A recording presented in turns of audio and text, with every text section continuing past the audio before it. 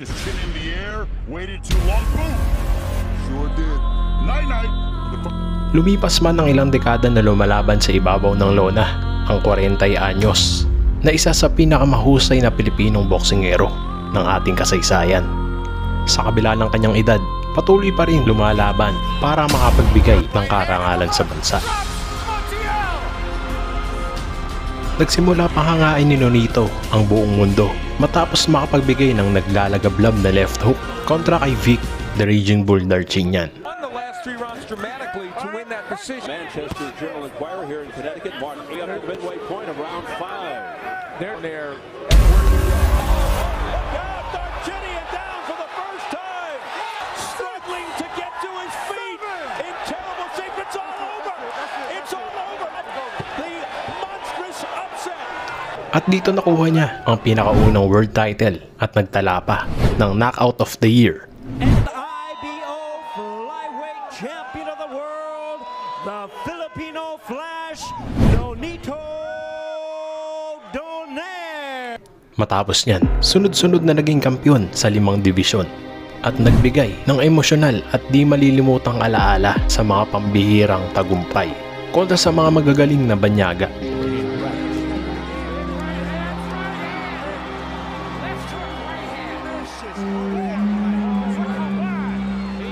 Ilang beses na rin itong nagtala ng Fighter of the Year Award. Una noong taong 2012 matapos pinagtataob ang mga pinakamahusay sa kanyang division.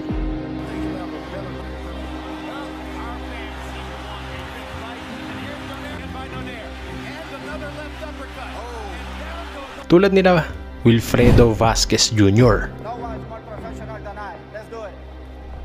One of the things I love about Donaire, dropping his hands, and he rips Vasquez with a left hook lead, and there was a perfect example. Can he finish him now? He's ready. Another great. Right, third, right. Larry, good shot. What a couple of punches. Tremendous uppercut. At ang napakalaking si Jeffrey Matibula.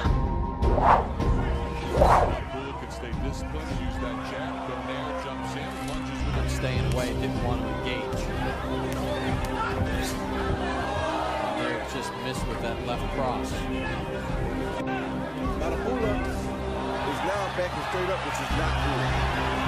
When Donaire closes the gap, he negates the height advantage for Matibula. And that's what Nonito has to do. Just get close to him, put those big punches on him, and try. You know, he's doing VADA, volunteer testing for performance enhancers year-round, Donaire. He's volunteered for it.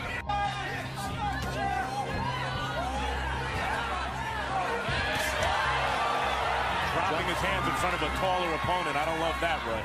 Jumped in with enough respect in boxing in a hurry when you do stuff like that. Not Nonito. He's good enough, I think, that he can overcome his fear, just like he's doing. Good combination and a good hook to the body. Finished it off for Matibula. He's throwing that home run hook, Donaire is. Matibula's throwing a pretty good punch himself, though. Trade inside. Paid for it yet, Roy, but sometimes these guys get in those exchanges and they throw some shots, and Donaire's putting himself in unnecessary risk. Oh, left hand!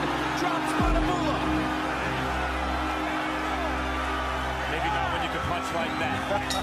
Ang boxing legend ng Japan na si Toshiaki Nishioka na isa sa aking personal na paboritong laban ng ating Pinoy Flash. Former WBC Super Bantamweight Champion of the World, Toshiaki Speedy Nishioka.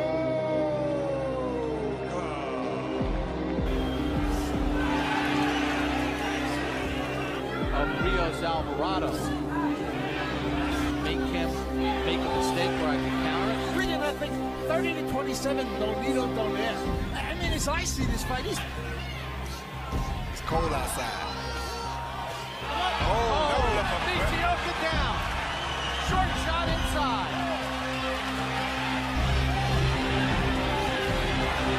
His head, Donaire got under it. And again, Nishioka steps in with the combination. And this is what Nishioka starts to do around the horn. Oh, down goes Nishioka from a counter shot.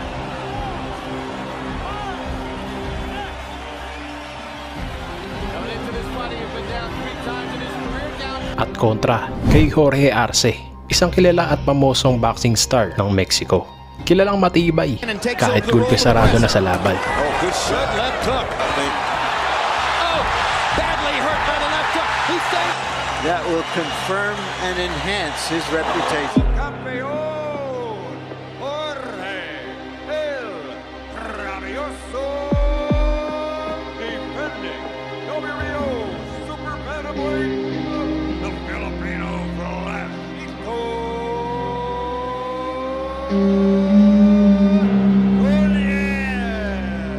Punching skill. As you saw, the left hook upstairs, and there goes Arce to the canvas on a quick, short, straight right hand. 4, 5.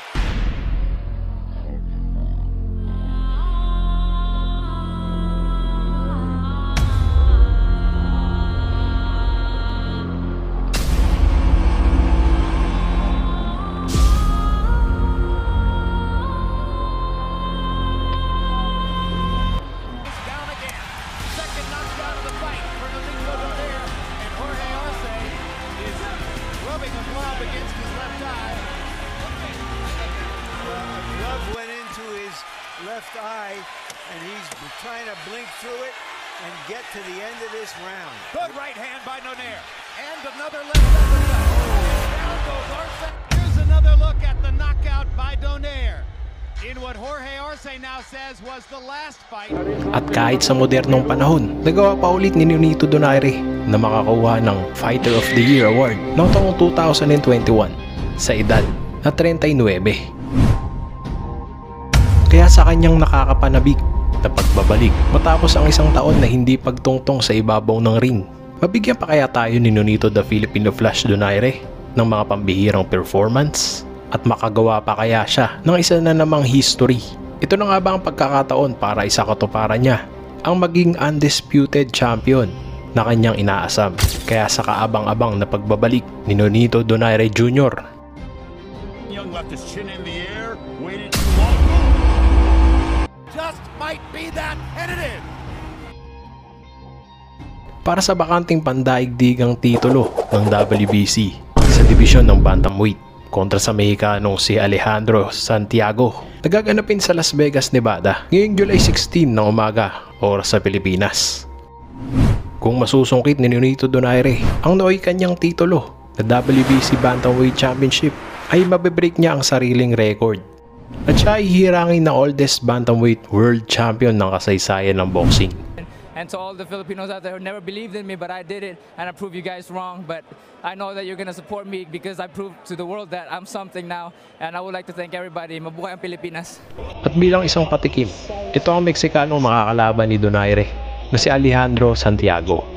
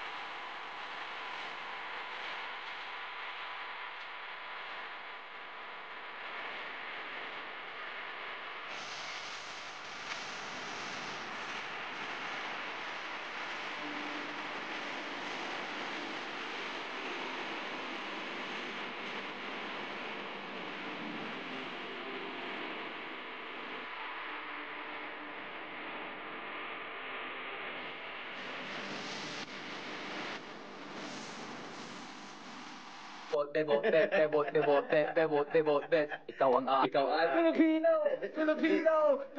Galing sa baryo na pabato, pumunta ng LA magtrabaho para makatulong sa nanay dahil sa hirap ng buhay. Inuman na tayo, Filipino, eh! Ladies and gentlemen, we have the time of 38 seconds in round number 5.